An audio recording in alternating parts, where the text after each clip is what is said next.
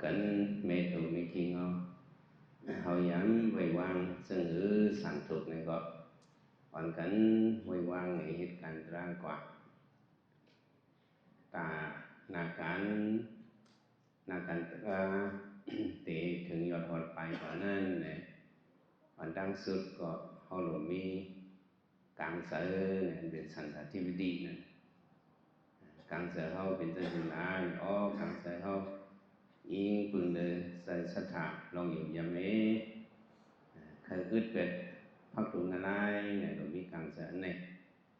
งานไรตัวสันปิตาสุรเกะให้บ่อึดเลยพักตุงอเปสิโค้งมันว่านั่นเนี่ยในเฮาเลยมาเกิดโหดลบยาศาสนาพระเป็นเจ้าเนี่ยยังอ่านเฮาหรือเป็นอันไหนอันนั้นว่าเหตุการตราวิปัสสนาเนี่ยมันก็มีพ้องมือศาสนาพระเป็นเจ้าในก้อยนอกศาสนานั้นเนี่ยลองการวิปัสสนาเนี่ยมีก่อนไหนเขาจะไหนตามเยอะมุนสูงไงแหละอะไรมากเข้ากันตราเนี่ยตีสุดมันอะไรถึงหนึ่งหมักหนึ่งโผเพราะอะไรหนึ่งหมักหนึ่งโผย่ออะไรมาตีเนอรัตนสุดนั้นก็ว่าไว้สะดวกไปจะไม่พอมองต่อกลุ่มคนหมุนเงาสังขารนั้นอริยสังขารเจ้าเขาเนี่ยเขาลดเงินไล่ตริสันปิตาอสุรเกเนี่ยเขาเกิดเปลี่ยนโกนมาว่าเขาไปอึดเลยพักตุงอะไรเนี่ยติดตายกว่านั้นวินิปาตะเพลันป่องนั้นเป็นนั้นตีก็ติดตั้งเช่นกันเลยเนี่ยมันหูเละกับนั้นเนี่ยเขามาเหตุการณ์ตราวิปัสสนาเนี่ยการเสือเขาติสุดมันเขาอึดเลยพักตุอเปสิทธิงานที่สันปิตาสุรเกนั่นนะคนเอาบ่ไรหนึ่งมักหนึ่งโผเอาหันเป็นรู้สุดไรหนึ่งมักหนึ่งโผเอาเนี่ยงานไร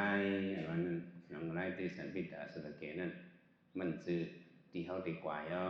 พอดูเป็นผู้ดูสินหนูได้ก็สัตตาโลอวัยสักขาคิยสติสาอเปสิติงานไรตริสันปิตาอสุรเกนั่นเป็นเฮิรนเจ้าเก่าอะไรนั่นไงอันนี้สุขเขาหาอย่าไปใครขึ้นมือขึ้นเฮิรนเจ้าเก่านั่นเขาหลุดคัดเจอให้พูดถึงสั้นอริยาเขามีส่วนดีลงไปอยู่ดีเขาก็เข้มปองเขาปองเป็นอะไรเฮ็ดก็เขาเฮ็ดอะไรคัดเจอก็คัดเจออะไรเนี่ยเขาหลุดไว้กลางเจอเขาให้พอหันสมพอเป็นลูกให้เป็นลูกว่าสุดจะได้มีสันตะในกลางเจอพอมีแห้งกลางเจอการนั้นเลยก็อยาก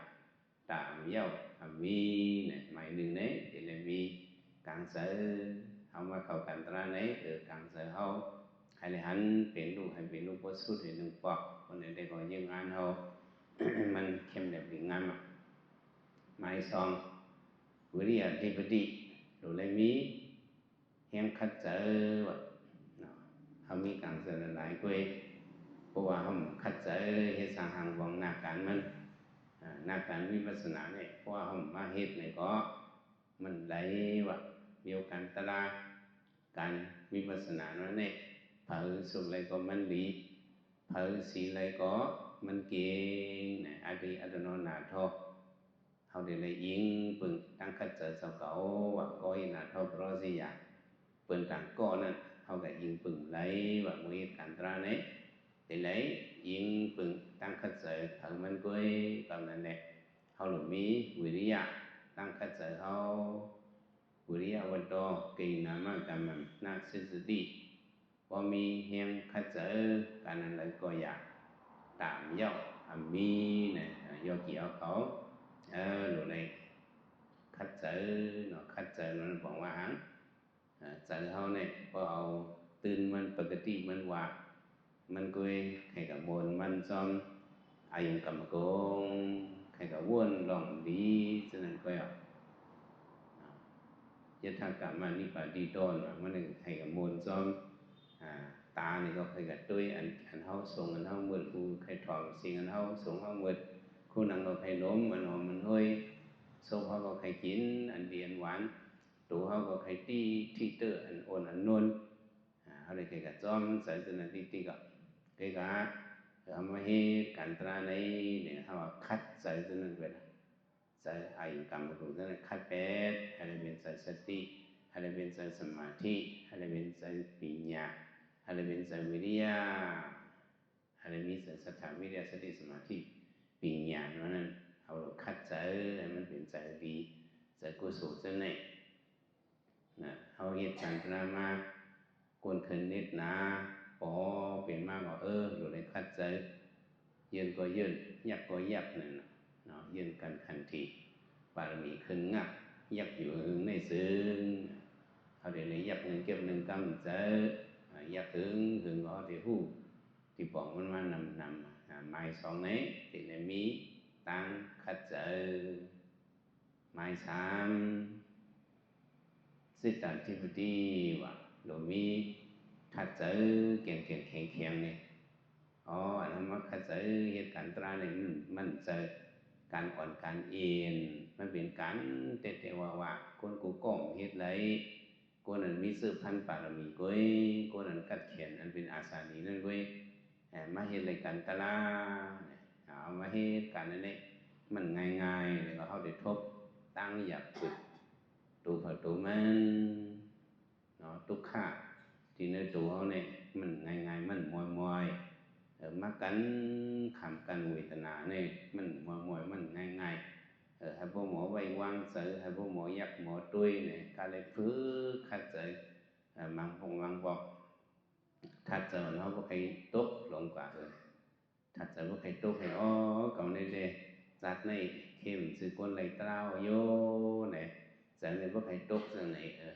จะตกกว่าจังไหนในก็ดีอย่างนั้นเนี่ยหมาหน้าเขาก็ตกซ้อมนั่นพวกหมาหน้าเขาตกก็บอกว่าตลาเขาตีขึ้นเนี่ยยีว่าจะตกซึ่งหนังยกเขาจะได้จะตกละต้องมือปั่นพระเป็นเจ้าซึ่งเป็นอันที่มาเพราะว่าเขาเจ้าซึ่งนั้นเนาะเจ้าหน้าเขาสังเขาซึ่งในเขายังจะตกเขาเนี่ยมันถึกเลยตลาโยเราขึ้นทางเหตุกวนอื่นนี่ขึ้นก็เหตุการณ์นี้กุศลเอาอยู่เนี่ยเขายังเป็นซึ่งนั้นน่ะเขาจะได้เป็นแต่ได้เป็นญาณแต่สัตว์ในเขายังเป็นหรือก็พุทธทันเสตกทำแต่ไรหรือเขาแต่ไรขึ้นปกมันถัดจากนี้มันตกก็แต่ไรขึ้นไม่ปกมันถัดจากเขาตกนั่นดีมิวหนึ่งดีกับหังหมาหน้าเขาก็ยอมซ้อมการก่อนต้นอ่อนในเขาใครต้ากูมิวอันนี้ก็เป็นเลยอันนี้ก็เป็นเลยอันนี้ก็รอดเขาใครมีหมาหน้าไว้มาเหตุการตราเลยหมาหน้าเขาเลยวงตกเอาตลามันเอาเขาว่ามันเอามันวานั่นเขาหรือมีถัดเจอเกี่ยงแข็งพอมีแห้งถัดเจอกันอันเลยก็อย่าตามเย้ามีเนี่ยจะได้มีถัดเจอเกี่ยงแข็งไม่สิมีมันสัตติวิธีที่เลยมีญาณปัญญาแทงเหตุสังเขยที่เลยมีญาณแต่ที่เลยญาณวิปัสสนาญาณหันเป็นรูปอันนั้นในสัมติเลยอิงปึงเสียสมาอันสอนปันคุไรยักกันตราเนี่ยดังว่าเขามาเหตุการตราในปิญญาจันทปิตัวปากเป็นสภาพปิญญาเหอันนี้สันติอาการินะวิเศษนะปัสสติที่วิปัสสนาที่เลยพื้นหาด้วยเฉพาะนิสัยทุกขอนัตตาหาด้วยลีงามซับซีสดซีหาด้วยเฉพาะเป็นลู่เนี่ยอันหู้อันหันอันนิสัยทุกขอนัตตาลักษณะสามเปิงในห้องว่าญาณเนาะวิปัสสนาญาณเนี่ยที่เลยหันเป็นลู่ด้วยยุคตลาก็หลหันยุคตลาเป็นลู่ด้วยเวทนาก็หลหันเวทนาเป็นลู่ด้วยเจอก็หลหันเจอเป็นเจอลู่ด้วยเฉพาะตลาตรงตอนนี้ฌานก็เราเลยหวังใจว่าหันเป็นลู่ว่าหันเป็นลู่ไหนจากห้องว่าญาณเฮาออกไม่เอาว่าแห้งญาณเฮาเยอะในก็เฮาเฮ็ดการตราเนี่ยมันข้าวยามมันหึงกว่ากะคือก็เฮาฮู้เลยเนาะก็เพื่อนั้นญาณเฮามันก็เป็นอินแห้งของอันนึงว่าวิมันสาวดอกเก่งนำมากับมันน่าสติพอมีแห้งญาณเสอกันอันเลยก็อย่าตามย่อมมีเนี่ยว่าตาสุภาวะที่หวนตลานั้นเนี่ยที่เลยมี แห่งหลง4แห่ง activity 4อันในเนี่ยย้อนนั้นแหละเกี่ยวเขาอ่อนกันไว้แห่ง4อันในอย่างสืบคัดใส่กันรากว่าสืบกันมันแทงใส่กัน